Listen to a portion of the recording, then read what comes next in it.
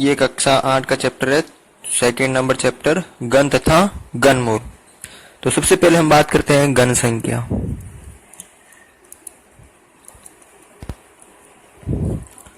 घन संख्या क्या होती है कि किसी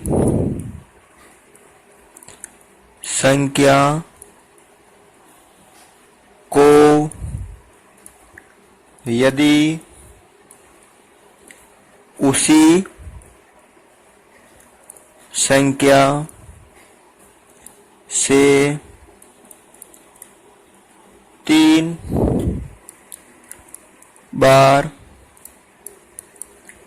गुणा किया जाए तो वह उस संख्या की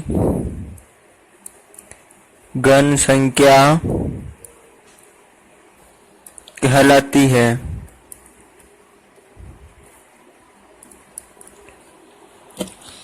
यानी किसी संख्या को यदि उसी संख्या से 3 बार गुणा किया जाता है तो वे उस संख्या की घन संख्या कहलाती है। एग्जाम्पल लीजिए, एक मान लीजिए एक 5 है, 5 की आपको घन संख्या ज्ञात करनी है। तो 5 यानी उसी संख्या से 3 बार, कितनी बार, 3 बार गुणा करते हैं। यानी 5 की अगर आपको घन संख्या चाहिए, 5 की घन संख्या, तो 5 को स्वयं को 3 बार गुणा करना पड़ेगा। तो देखो 5 25 और 25 पाँच 125। तो 5 की घन संख्या होती है 125। तो इस तरह आपको लगभग 10 तक की तो ये घन संख्या याद होनी चाहिए। यानी 1 की घात 3 द्वारा प्रदर्शित करते हैं, 1 की घात 3 यानी 1 इंटू 1 इंटू 1 बराबर 1। 2 की घन संख्या प्राप्त करते हैं तो 2 इंटू 2 इंटू 2 बराबर 2 दूनी 4, 4 दूनी 8। फिर 3 की घन संख्या हम प्राप्त करते हैं 3 इंटू 3 इंटू 3 बराबर 27। 4 की घन संख्या प्राप्त करते हैं 4 इंटू 4 इंटू 4 बराबर 64। 5 की घन संख्या हम प्राप्त करते हैं तो 5 इंटू 5 इंटू 5 बराबर 125। फिर 6 की घन संख्या प्राप्त करते हैं 6 इंटू 6 इंटू 6 बराबर 216। फिर हम 7 की घन संख्या प्राप्त करते हैं तो 7 इंटू 7 इंटू 7 बराबर 343।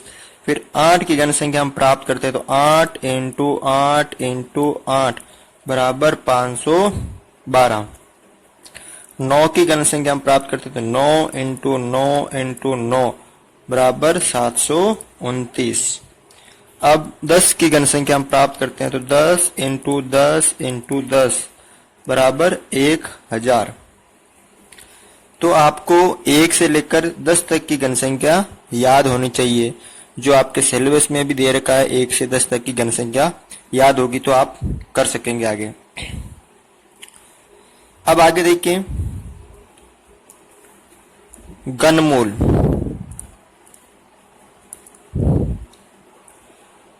ये घनमूल क्या होता है? हमने अभी घन संख्या की बात की, यानी किसी संख्या को स्वयं से 3 बार गुणा करते तो वो घन संख्या प्राप्त होती है। जैसे 2 को मैंने 3 बार गुणा किया तो 8 आए, तो 8 किसकी है? 2 की घन संख्या है, यानी 2 की घन संख्या कितनी है? 8। तो उसी तरह अब आपके सामने एक टॉपिक आता है घनमूल। ये क्या होता है? तो किसी संख्या का घनमूल, किसी संख्या का घनमूल वह संख्या होती है, वह संख्या होती है जिसे स्वयं से 3 बार गुणा करने पर दी गई संख्या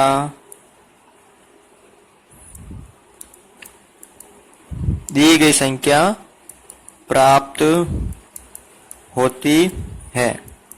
हम इन्हीं में से समझते हैं कि किसी संख्या का घनमूल क्या होता है। तो मान लीजिए 729 है, 729 है, आपको पूछ लिया जाए इस 729 का घनमूल क्या होता है, तो समझना है कि 729 का घनमूल यानी किसी संख्या का, यानी 729 का घनमूल वह संख्या होती है जिसे स्वयं से 3 बार गुणा करने पर दी गई संख्या प्राप्त होती है।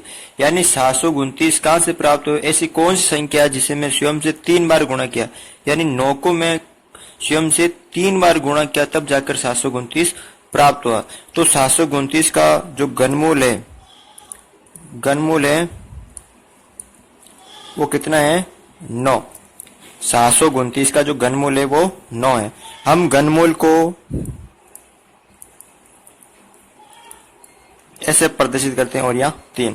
तो आपको घनमूल ज्ञात करना हो तो ये देखना कि हम किस संख्या को स्वयं से 3 बार गुणा किया तब जाकर ये संख्या प्राप्त हुई है। हम आगे जाकर प्रश्न देखेंगे। यहाँ घनमूल करने की आपके सिलेबस में 2 विधि है। घनमूल ज्ञात करने की विधि, आपके सिलेबस कक्षा 8 में 2 विधि है। पहली विधि है अभाज्य गुणनखंड विधि, अभाज्य गुणनखंड विधि है, और दूसरी विधि है अनुमान विधि। तो जब हम क्वेश्चन करेंगे तो ये दोनों विधि सरल करेंगे। तो आज के लिए बस इतना ही है। आपको घन संख्या और घनमूल के बारे में ध्यान होना चाहिए।